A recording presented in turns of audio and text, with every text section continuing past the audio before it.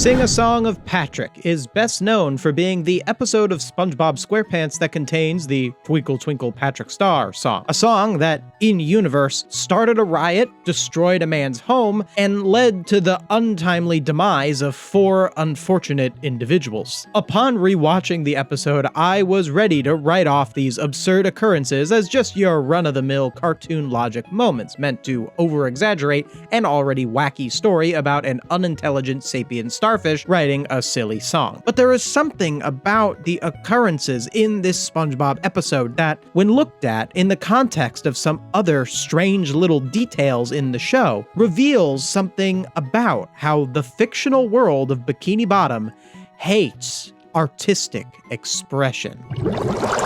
Chapter 1. I wrote this song.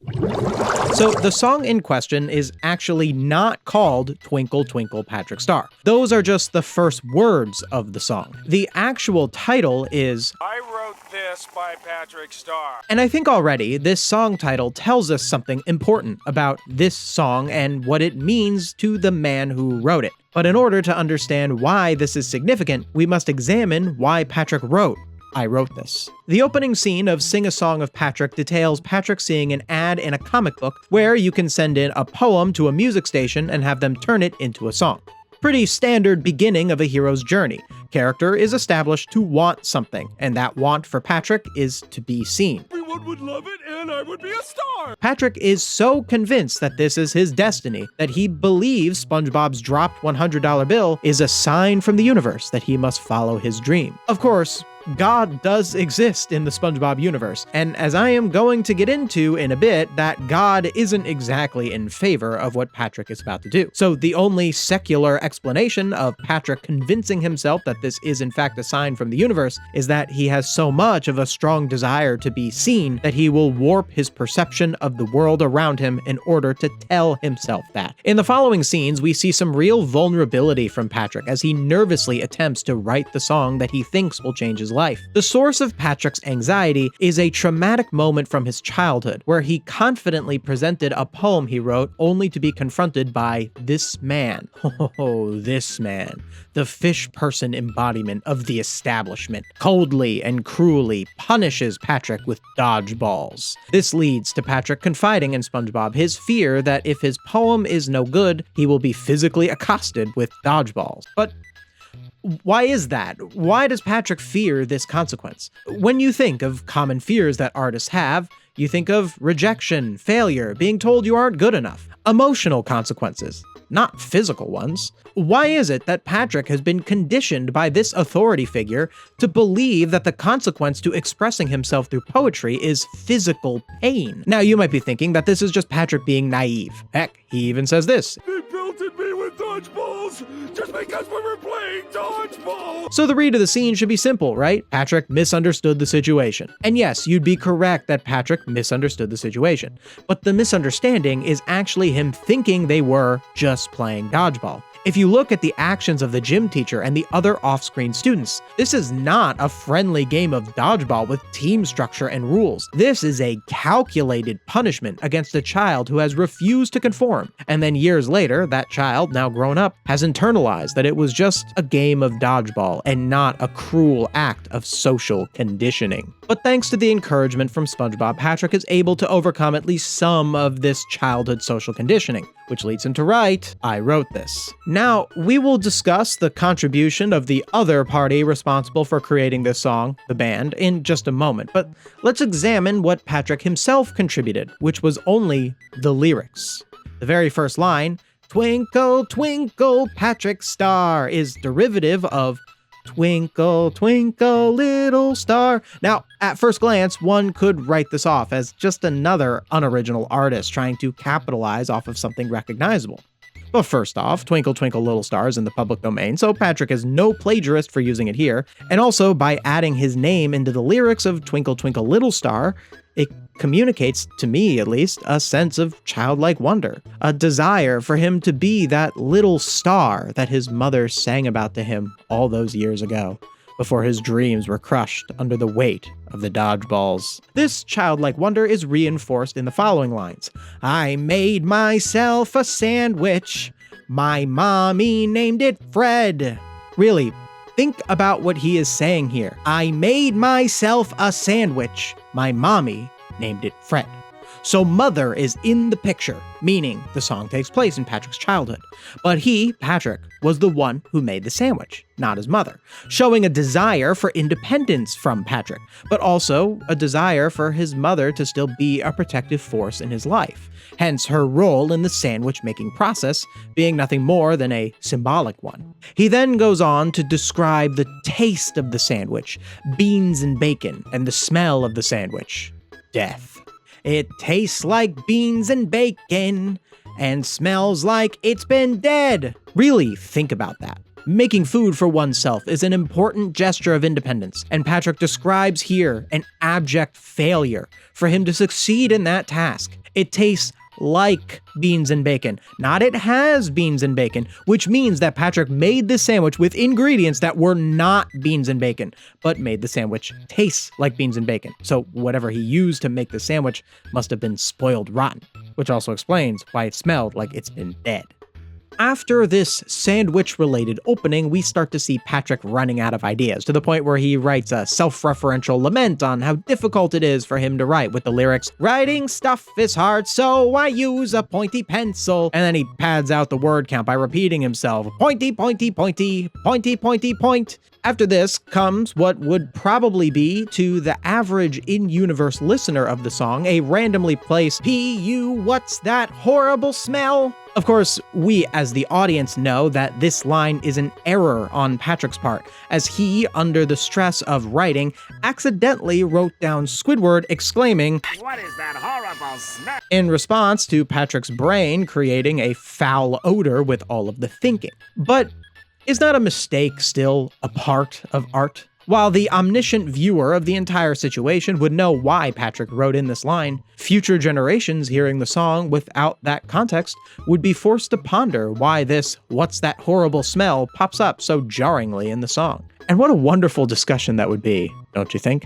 Patrick then goes on to state that his head ends in a point. I have a head, it ends in a point, and then repeats that pointy, pointy, pointy stuff from earlier, inextricably tying together the pencil that wrote the words and his head that thought of the words. Once again, the desire for artistic expression is just oozing from the lyrics. The next line, even I'll admit, is a bit gauche. This song is over, except for this part. Pretty weak meta reference if you ask me. And the song ends with one final statement. You win this round, broccoli.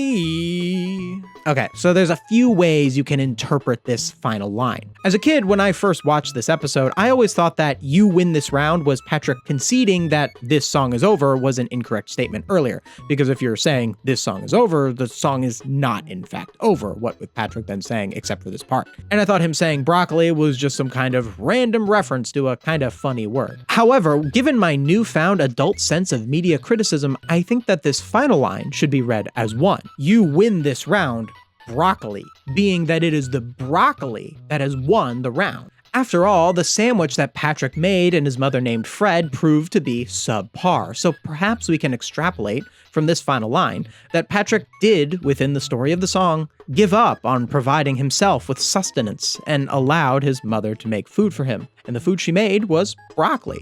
Hence, you win this round, broccoli. But broccoli also would be a representation of authority to someone like Patrick. Think about it. Patrick is a guy who is of a, shall we say, rotund shape and jolly demeanor.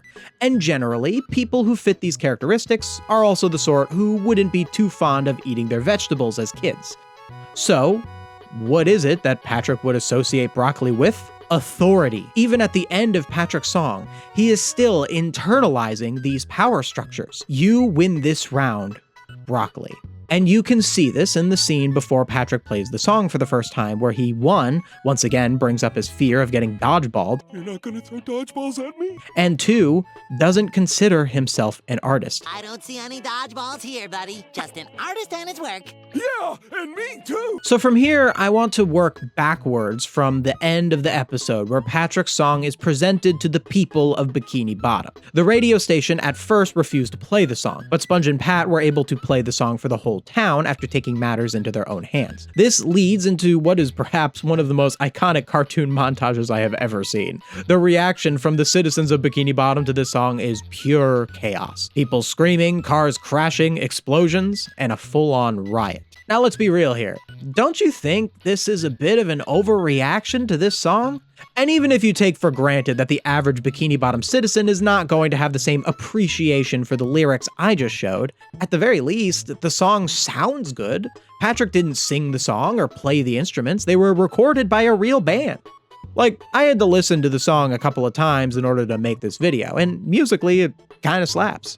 I can't play it for you because copyright is strict with songs and all, but you really should go listen to it yourself at this point and come back to see what I'm talking about. I'm sure it'll get stuck in your head. It sure got stuck in my head. So why is it that this song started a riot? Well, is it perhaps for the same reason that Patrick was physically accosted for his poem back in his childhood? Does Bikini Bottom have something against self-expression? Does Bikini Bottom have something against the arts as a whole? Let's take a step back to the first time the song is played in the episode in SpongeBob's house. There are only 3 living listeners of the first playthrough of the song: Patrick himself, SpongeBob, and Gary, with the latter 2 characters covering their ears. However, neither SpongeBob nor Gary comment negatively on the quality of the song. In fact, SpongeBob later says he liked it. So I'm to assume that they covered their ears due to the volume of the song, not the quality. But it's not the reaction of the characters that I'm interested in here. It's the reaction of the environment. The song seems to almost have a supernatural ability to damage objects in the physical world. SpongeBob's wallpaper tears, his plants die, a portrait of his parents comes to life to hide themselves, and SpongeBob's house ultimately collapses.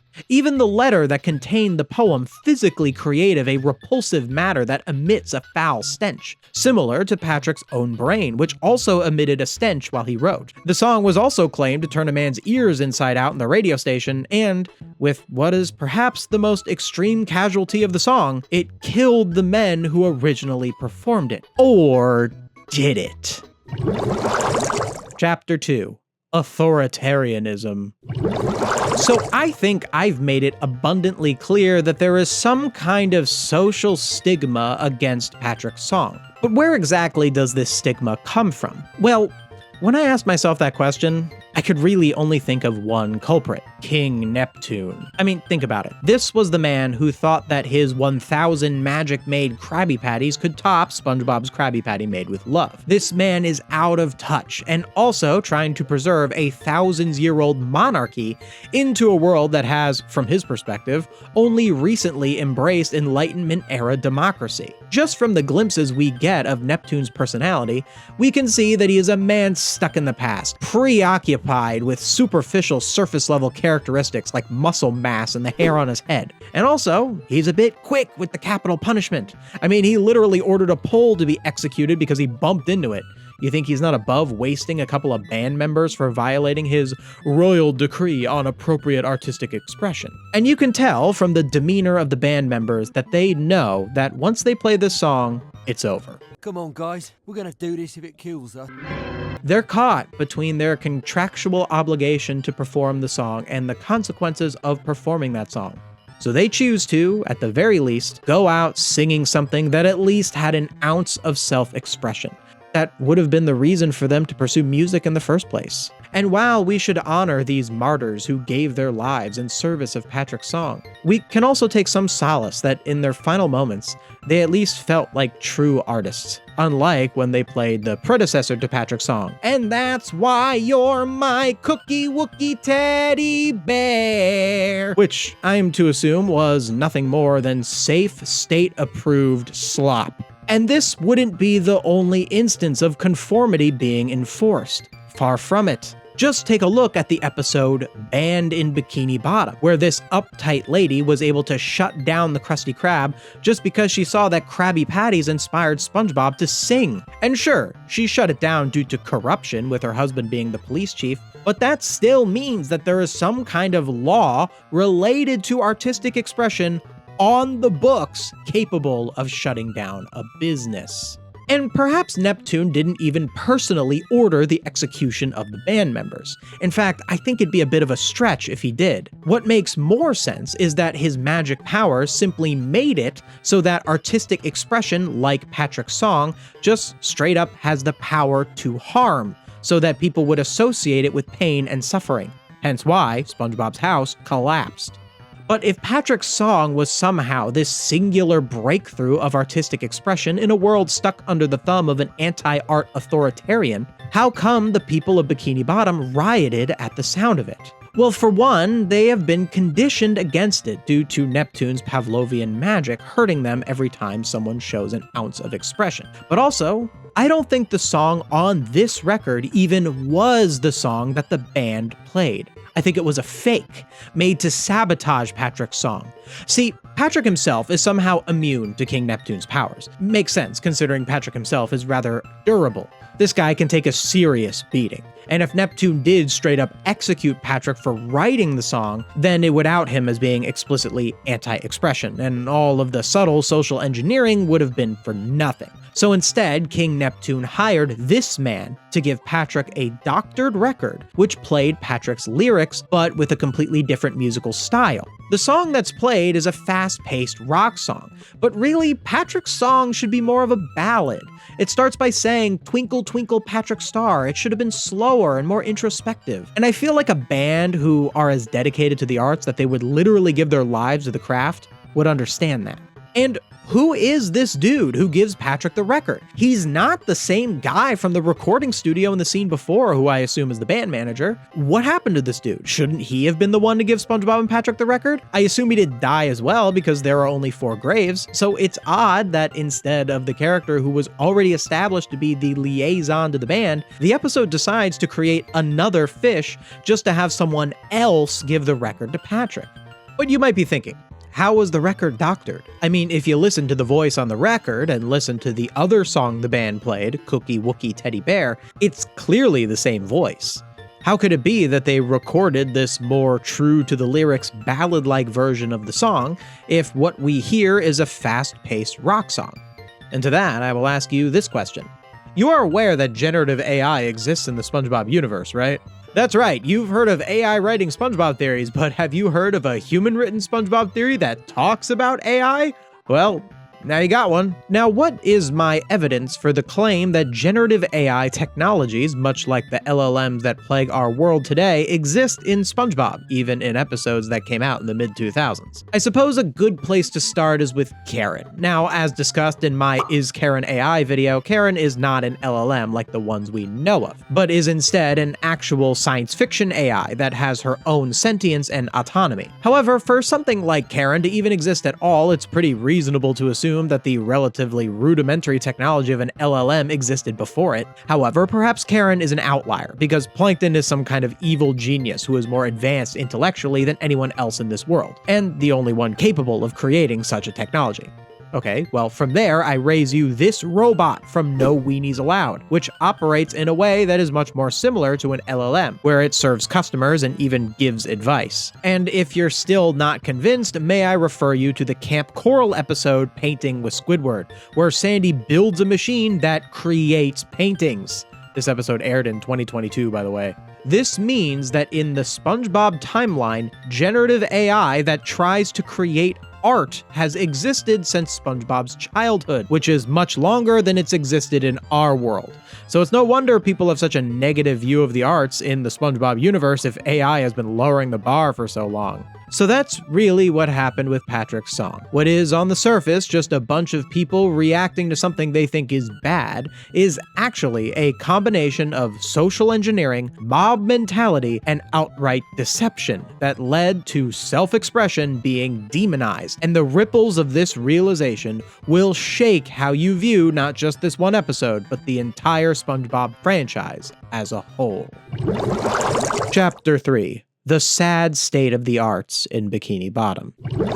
So now that we've established the dystopian anti-art hellscape that is Bikini Bottom, let's take a look at what art really looks like in this world. I think an episode that I now look at completely differently after coming to this conclusion is Artist Unknown. In the episode, Squidward is teaching an art class at the rec center. Now you may be thinking, well, why would there even be art classes in Bikini Bottom if King Neptune hates the arts? But remember, Neptune doesn't hate things that look like art, he hates self-expression. So things that resemble art but lack self-expression are still allowed. Of course, Squidward himself breaks Neptune's rules all the time. I mean, just look at how all of Squidward's paintings are self-portraits. But, similar to how Patrick can't be meaningfully eliminated by Neptune's magic, Squidward is similarly durable. I mean, just look at all the torture he goes through. So once again, Neptune simply relies on the world choosing to reject Squidward as an artist for his self-portraits without him needing to dirty his hands with any involvement. But why is it that Squidward is even an artist in the first place if it's so discouraged? There's actually a pretty interesting answer if you look at the Camp Coral flashback present in the third SpongeBob movie, Sponge on the Run. In the flashback, Squidward is shown desiring a talent show award, which he loses to SpongeBob and Patrick. Already, this is strange, because Squidward at the very least played an instrument, even if he wasn't very good at it, whereas Sponge and Pat just kind of played patty cake. So it seems like them winning the award is a social deterrent against pursuing the arts in favor of something more shallow.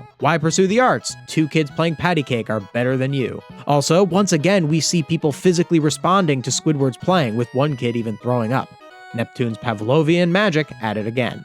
But after the authority figures have doled out reward and socially stigmatized Squidward's artistic dreams, SpongeBob and Patrick decide to lie to Squidward and say that he actually won the talent show, thus subverting the social rules that were enforced at the talent show and leading Squidward down a path of being uniquely capable of expressing himself through art in a way most others within this universe have had conditioned out of them. So back to Artist Unknown, where Squidward at first thinks he has a full art class, only to find out that everyone outside is actually looking for cooking class. Now, you can easily write this off as just a joke at Squidward's expense. Haha, no one wants to be in Squidward's class because he's a loser. But do all of these people personally know Squidward? And even if all these people do know him and know that he's a bad artist, is it actually so likely that Squidward has such a sordid reputation as an artist that he can't get one sign up in the entire town of Bikini Bottom that isn't SpongeBob? This is especially odd considering there are so many people willing to take a class at the rec center at all, what with all these people being there for cooking. So it's not like no one's interested in any classes there, they just really don't want to take art. I think the real reason everyone wants to take cooking and not art is because 1, the arts are discouraged, and 2, in the absence of art, cooking is the only form of self-expression that these fish people can feel safe engaging in. We see this with Krabby Patties kind of being an allegory for self-expression, with the aforementioned Neptune spatula and Bandit Bikini Bottom being great examples of this in action. So Artist Unknown then goes on to show that SpongeBob is a talented artist and Squidward is not. The narrative gives us 2 reasons to believe this. 1, Squidward is too wrapped up in the rules of art, and 2, Squidward is so self-centered that all of his paintings are self-portraits. This represents 2 extremes that all artists should avoid: being too uptight and being too vain. But what is it that SpongeBob does that this world says makes him a good artist? It's him carving a statue of Michelangelo's David. Now yes, obviously being able to carve an exact replica of Michelangelo's David is impressive on a technical level, but it doesn't exactly prove that SpongeBob himself is a good artist from a creative standpoint, as what he created is merely a copy of a statue that already exists. Michelangelo wasn't a genius just because he knew how to sculpt. Thousands of other artists who died unknown were also able to do that. Michelangelo was a genius because he looked inward and found the sorts of feelings he wanted to express through his art, and identified how it would best resonate with his audience. SpongeBob, by merely copying the same statue, does not prove himself to possess that same genius, yet Monty P. Moneybags is willing to give a life-changing amount of money in exchange for the statue. After, of course, he removes the Squidward nose from it, because, much like how the people of Bikini Bottom frowned on Patrick expressing himself through a derivation of Twinkle Twinkle Little Star, Squidward is deterred from expressing himself through the statue of David. But there is one major difference between the real statue of David and its SpongeBob counterpart. perfect censorship! And I think this is an indication on what acceptable artistic expression looks like in Bikini Bottom. A repeat of something that already exists, but sanitized so as not to offend the most easily offended prudes out there. I mean, doesn't that sound just a little bit familiar? And we don't have to look too much farther to see a bit more of Bikini Bottom's puritanical attitude towards profanity. In Sailor Mouth, SpongeBob and Patrick's use of curse words is treated as scandalous to the highest degree. Sure, it makes sense that it would be inappropriate to use such language in the workplace, but Mr. Krabs acts as though they can never use profane language ever, to the point where SpongeBob feels like he's committed a crime for uttering such words in his own home. But speaking of SpongeBob, what is his relationship to the arts? Is he actually as talented as Monty P. Moneybags thinks? Or is it just a symptom of the warped world they live in? I don't think there are any examples of SpongeBob having any real talent outside of physical proficiency, like how he can carve the Statue of David or make a mean burger. Him being able to do these things, though, does indicate he has some sort of inherent talent. But because of the world around him making it socially unacceptable to pursue such talent, he remains left with nothing else but a dream to be a fry cook. In the episode As Seen on TV, SpongeBob gets an inkling that there might be something more to him after appearing in a Krusty Krab commercial. You can see how much he wants to go out and pursue some sort of dream in the arts. But in this world, he has just one avenue to express himself, making food, and he instead has to opt for the performance of his menial minimum wage job, another potentially brilliant artist stuck as a servant to capital interests. Is this all starting to sound familiar? There is one other notable time SpongeBob tries his hand at some sort of performance, the episode Squirrel Jokes. And the only sort of joke that seems to work for stand-up comic SpongeBob is racism. Yep, in Bikini Bottom, their idea of a rip-snortin' good time at a comedy club is hearing someone say that other groups of people are stupid or smell bad. And yes, SpongeBob does face interpersonal consequences for his jokes from Sandy, but the society as a whole absolutely encourages it to the point where the only way for SpongeBob to thread the needle of keeping his friend and keeping his stand-up comedy career is by just making fun of everybody, which sure is a lot better than targeting one group, but the jokes themselves are still surface-level stereotyping. And think about it. Stand-up comedy is an opportunity to speak truth to power. But when comedy just becomes about regurgitating a bunch of tired stereotypes for cheap laughs, not only is that weaker comedy, but that also keeps comedy from its true purpose of criticizing power, which is exactly what King Neptune wants. Hold on, you just said a little while ago that Bikini Bottom was all about not having profanity, but now you're saying that their comedy is nothing more than a bunch of racist jokes? Don't those things contradict each other? And to that, I challenge you to look at primetime sitcoms from only a few decades ago, which frequently have jokes that are little more than just pointing out a stereotype,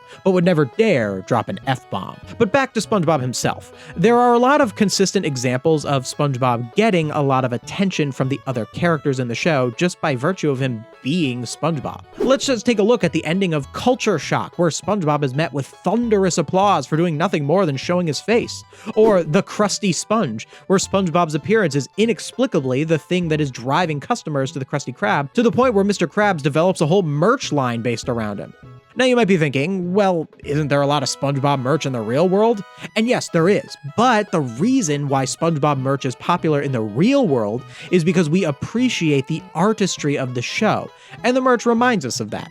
In universe, it's just the look of SpongeBob that puts him in demand, because in this world, all the artistry has been sucked out, leaving only the superficial, marketable character designs. But the most damning example of this SpongeBobification phenomenon is in the episode Musebob Model Pants, where Squidward finally becomes a famous artist when he stops making self-portraits and instead starts painting, guess who? SpongeBob. Yep. It's the same quality of paintings, the same man creating them.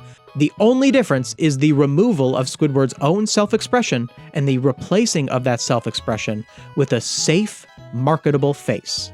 And it was enough to make him unimaginably rich. And just look at the sad state of the film industry in Bikini Bottom. If you take a look at the episode The SquarePants Method from season 17, you get a glimpse of what sort of popular movies are being produced in this hollow, artless undersea world. In this episode, a Marlon Brando parody named Marlon Branzino studies SpongeBob in order to prepare for a role, and he seems like he's a really serious actor interested in giving a meaningful performance. That is, until we see the finished product. See, towards the end of the episode, they film a sequence where Marlon Branzino gives a performance that deconstructs the drudgery of SpongeBob's menial service worker existence.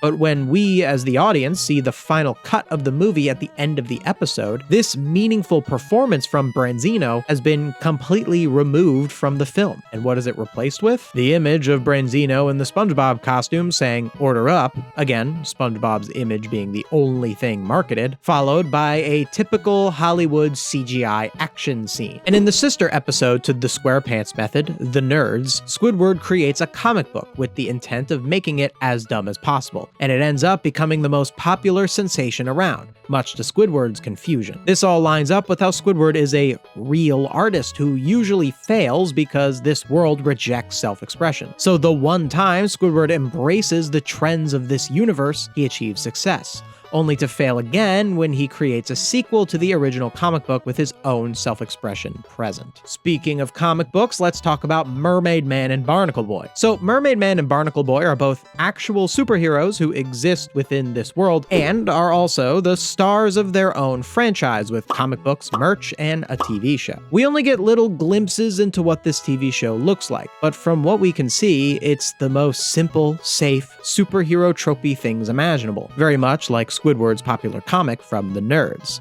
Like, look at what SpongeBob and Patrick are watching at the beginning of the first Mermaid Man and Barnacle Boy episode in season 1. Bad guy taking candy from a baby, the heroes stop them. Where's the story? What are the themes? It's just beat bad guy? Clearly this show was nothing more than a glorified commercial for Mermaid Man and Barnacle Boy action figures. However, there is one in-universe piece of Mermaid Man and Barnacle Boy media that completely flips all of this on its head, and it's shown in the episode The Bad Guy Club for Villains, where the episode is basically SpongeBob and Patrick watching an old episode of Mermaid Man and Barnacle Boy, where they fight a bunch of bad guys.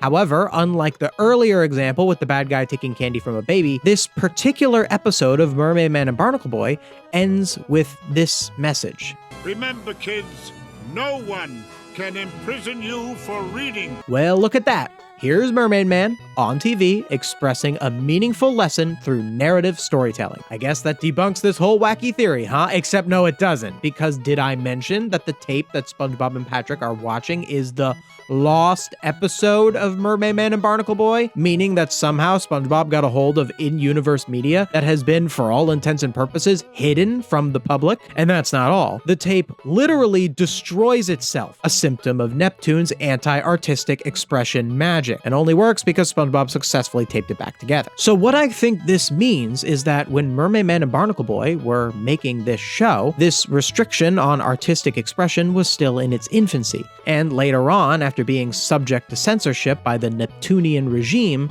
this became a lost episode. After all, Mermaid Man and Barnacle Boy, while being the face of their franchise, actually have little control over how that franchise is presented. Like, for example, in Mermaid Man and Barnacle Boy 2, they aren't even aware their likeness was being used to hold a contest. Where'd you get that thing anyway? I won it in a contest. They don't tell us anything anymore. And who could forget when the powers that be went behind their backs and made a movie using Actors. Another thing that speaks to the fact that in the not too distant past artistic expression was more prevalent is that during the destruction of the city due to Patrick's song, the only one who seems to enjoy the song is Old Man Walker, who would have been around during the time when Bad Guy Club for Villains originally aired. But there is one in-universe media franchise that I think is by far the biggest indication that the SpongeBob universe has just about no artistic taste whatsoever. The Patrick Star Show. Not the real Patrick Star Show, that's a spin-off of SpongeBob SquarePants, but the Patrick Star Show, the in-universe show created by Patrick Star in said spin-off show. So when I started researching the Patrick Star Show for this video, I at first thought that the show Patrick produces with his sister Squidina was just like a childhood fantasy thing thing and people didn't actually watch it. Like in some episodes, there's moments where Patrick is performing the show and outside it's shown that no one is viewing it. However, this is actually not the case, as the Patrick Star Show in universe is in fact a popular show that is watched not only live, but airs on TV. So what gives? I thought people hated when Patrick created art. They were rioting and sing a song of Patrick, yet here in the prequel timeline, these same fish who were in that angry mob are taking time out of their day to watch that same creative mind put on a show for them? Well, there is one major difference between Patrick's popular variety show and Patrick's song in Sing a Song of Patrick. And it's that within the Patrick Star Show, Patrick is aware and constantly trying to follow trends and please the audience. This is shown with the fact that he's willing to take Bubble Bass's criticism in Bubble Bass reviews. And as we can see from the nerds, Bubble Bass is the arbiter of what is good art in this world. Meaning that within the logic that I've set out, he likes things that are shallow. So the fact that Patrick is listening to him is an indication that Patrick is actively trying to make his show as shallow as possible. Whereas when he writes the song, I Wrote This, it's pure self-expression. So the world hates it. And if you want any more evidence that Patrick and Squidina's variety show is 100% state approved, King Neptune is canonically a fan of Patrick's show. That's right, in the episode Neptune's Ball, King Neptune raves about how much he loves Patrick's show. The whoopee cushions!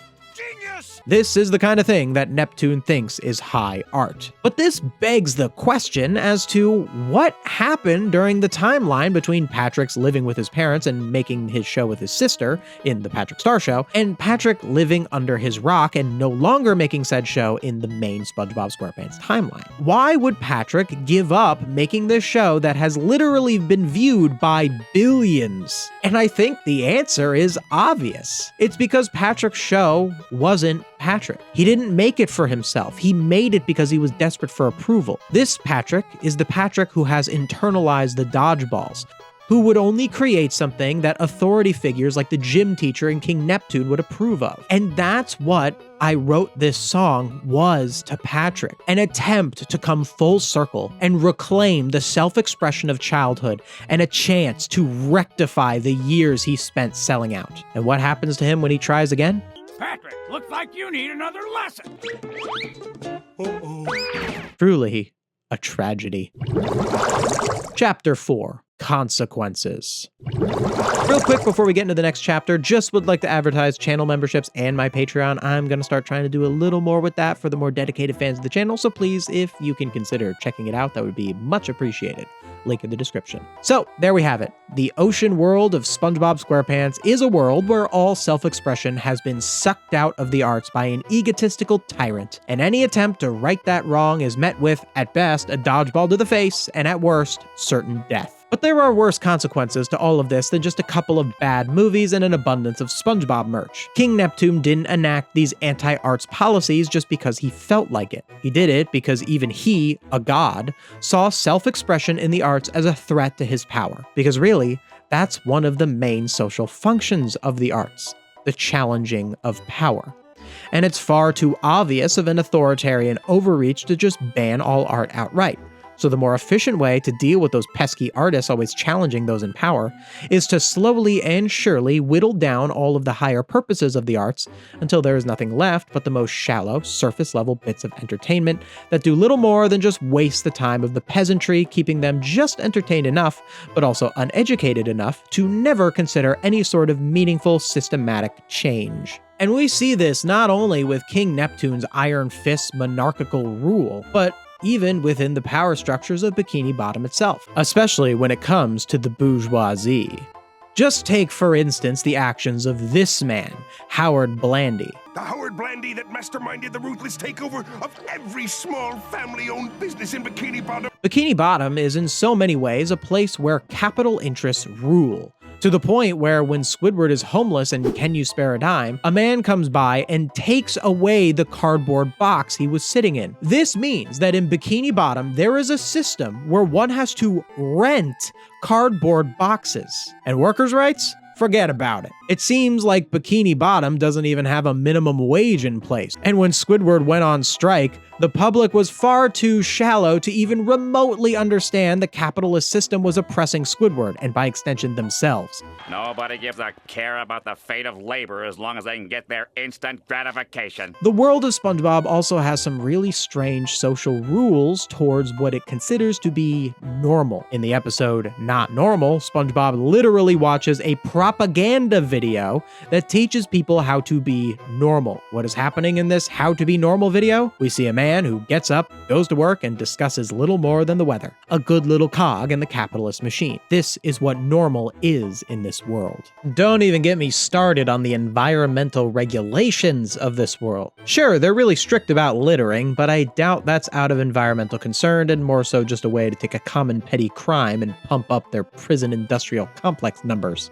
But really, this world does not care at all about protecting its environment. I mean, just look at the episode Jellyfish Hunter, where SpongeBob, at the behest of Mr. Krabs, single-handedly removes every jellyfish from jellyfish fields for them to get all cooped up in this factory. I mean, is this legal? Seems like it. SpongeBob only stops Mr. Krabs by opening up the tank of jellyfish and setting them free. But it seems like all of Krabs' actions and the existence of this ecosystem-destroying factory was 100% legal within this world. And the worst environmental crime ever committed in this universe happens within SpongeBob's Last Stand, where Jellyfish Fields is decimated and SpongeBob and Patrick are jailed for speaking out against it. The only reason things go back to normal at the end is because the jellyfish themselves attack after losing their home. The citizens of this world don't meaningfully realize that they are wrong. They just set everything back to normal because the alternative was more dangerous. And that's all that these people can actually respond to. Physical consequences, their ability to reason, their ability to question power, their ability to look at the world around them with a sense of wonder. All things that artistic expression teaches us have been suppressed in the people of Bikini Bottom. And all of this should serve as a warning. This could be us. The Bikini Bottomites, after all, are nothing more than a cartoonish exaggeration of actual people. And as we, as a population, become less media literate and more apathetic, we start to seem a little more like them.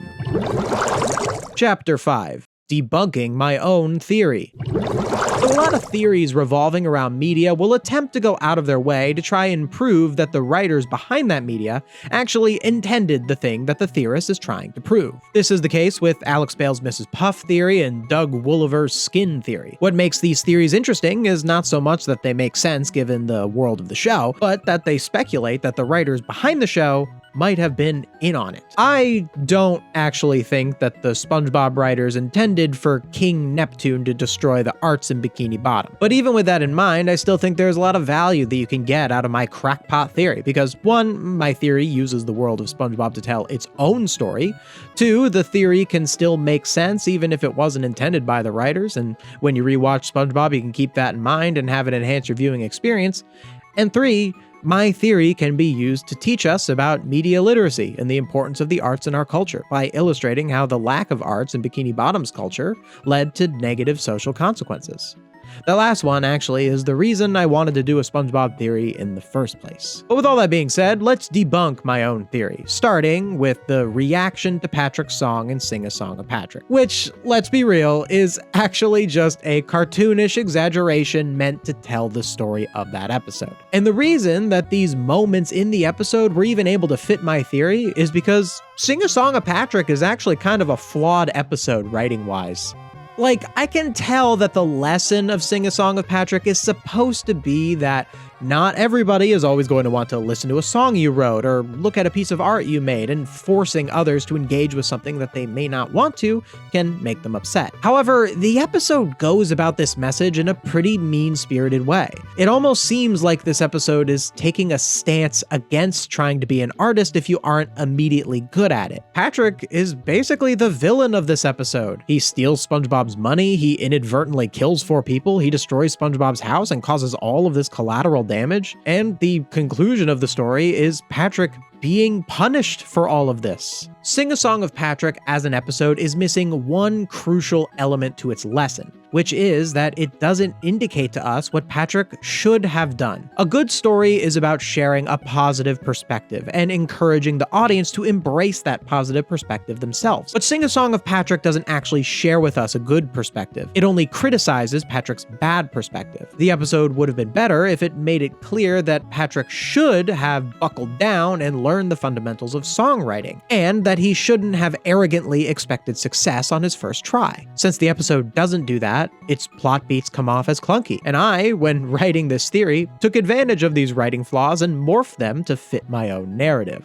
And look, Sing a Song of Patrick is still in a lot of ways a good episode. It's very iconic, it's very funny, and it does have a story and lesson. It's just a little bit flawed. And then from this Twinkle Twinkle Patrick Star foundation, I took elements of SpongeBob that are over-the-top satirical comedy moments that have something to do with art and tied it vaguely to the whole King Neptune hates art thing. Like the whole thing about Michelangelo's David.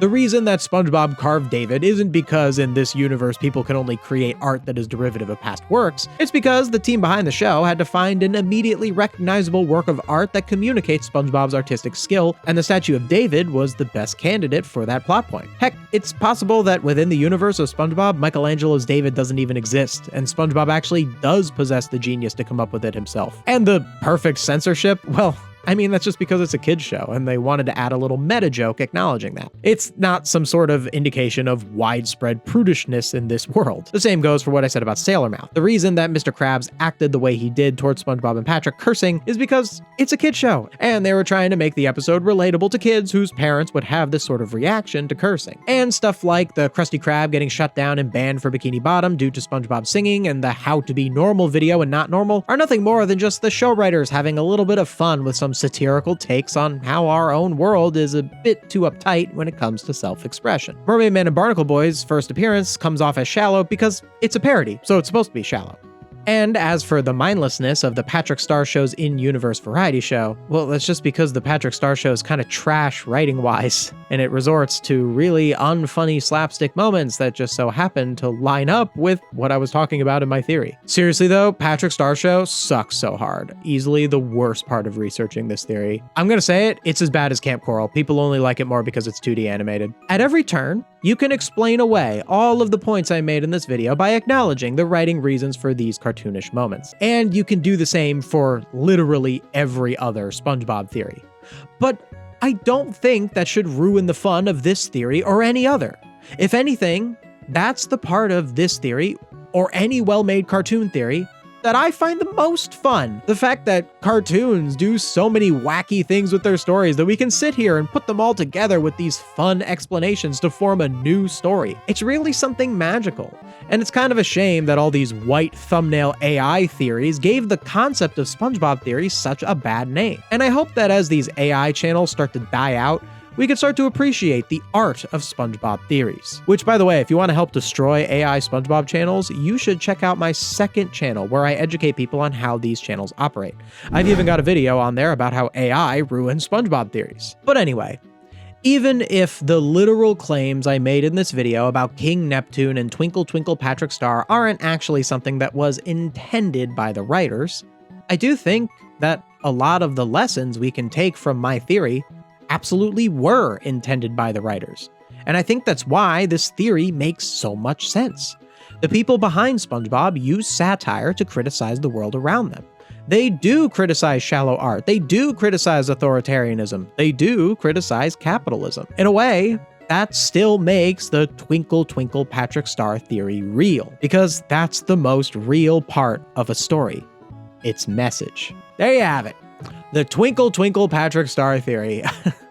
Please, if you can, I would really appreciate leaving any sort of comment below. Of any video I've ever done, I think that this is the one I'd like bumped up the most. I am truly proud of it, and if you would like to see more from me, you should check out my Camp Coral video, where I talked about every single episode of Camp Coral. Yes, every single one. It was not easy. Or you should check out my aforementioned channel that debunks AI channels. Thank you so much for watching. See you next time.